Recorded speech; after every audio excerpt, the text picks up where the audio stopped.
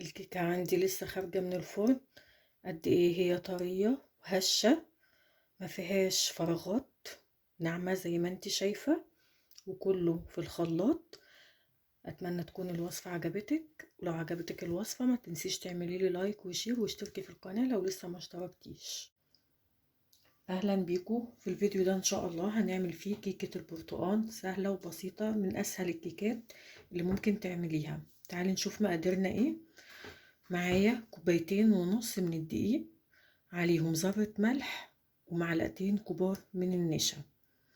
معايا هنا 5 بيضات، البيض ده بلدي، لو هتحطي بيض احمر يبقى كفايه 3 بيضات، وعليهم معلقه صغيره من بشر البرتقال. وهنا دي 1.25 كوب من السكر، عايزه تخليها كوبايه تمام ماشي. وهنا كوبايه من عصير البرتقال، 1.25 كوب من الزيت، وهاخد من هنا معلقه صغيره فانيليا، وهنا معلقه كبيره من البيكنج باودر، واحط معلقه كمان من الخل.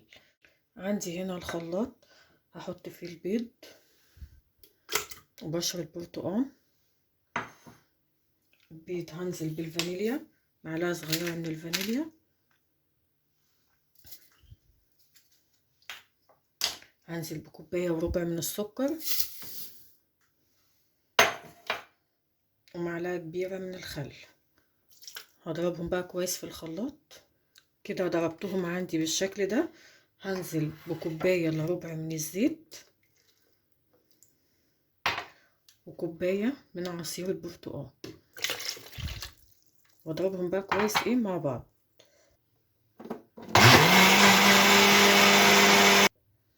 ضربتهم بقوا عندي بالشكل ده تمام.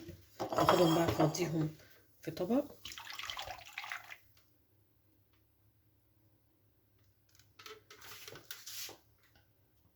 وهنا عندي معلقه من البيكنج باودر، هقلبهم كويس مع بعض مع الدقيق، وهنخلهم وانزل بيهم على الخليط ده.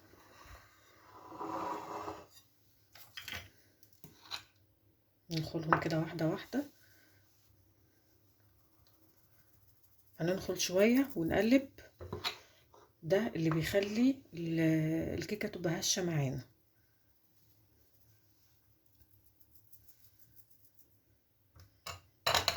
هنقلب بقى اهو واحده واحده، عشان ندخل هوا. لما يبدأ الدقيق كده يختفي معايا، انزل بالكمية التانية. لازم ننخله حوالي مرتين او 3، كل ما ننخله كل ما يكون احسن، والكيكة تكون هشة معانا. نقلب. كل مكونات الكيكة لازم تكون بحرارة الغرفة، يعني البيض اطلعه لو هو في التلاجة لازم يكون قبلها بساعتين يكون في المطبخ.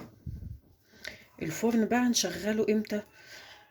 يعني احنا خلاص حضرنا مكوناتنا اهون، نشغل الفرن يكون متولع قبلها ب5 دقايق، مش اكتر، يعني مش 10 دقايق ولا ربع ساعة، لان احنا لما بندخل الكيك الفرن وهو متسخن وبيكون حامي بيخلي الكيكة تعلى على طول وبعدين تهبط.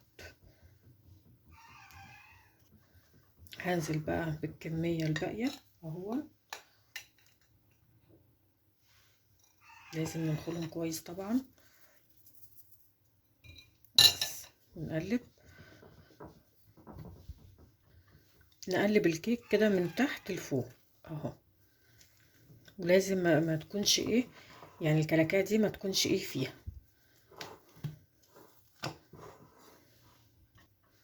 انا هقلبها بالمضرب عشان لو في اي كلاكيع او كده تفك معايا. النشا اللي احنا حطيناه ما بيخليش في الكيكة مسام، بيخليها ناعمة.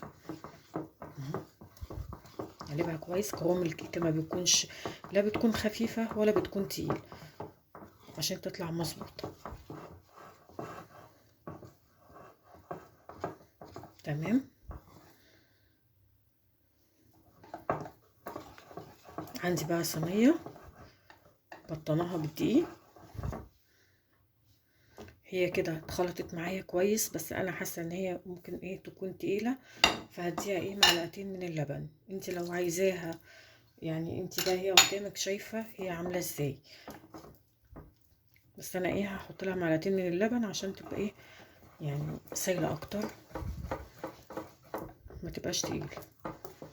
اقلبهم بس كويس مع بعض. وعندي هنا الصينيه مبطناها بالدقيق وفرني شغال على 180. هحطها في الرف اللي في النص عندي ايه لما ريحتها بس تظهر، وايه ما تفتحيش عليها الفرن خالص، ريحتها بس تظهر. هتهدي بس عليها النار شويه، وبعدين شويه وتفتحي عليها وتشوفيها، هتختبريها بخله. فضيها بقى هنا كده في الصينيه.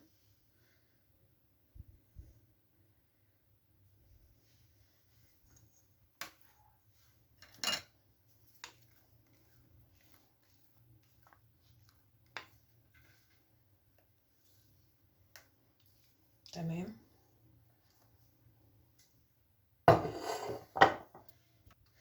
هنديها بس خبطتين كده نخرج منها ايه لو في اي فقاقيع على الوش.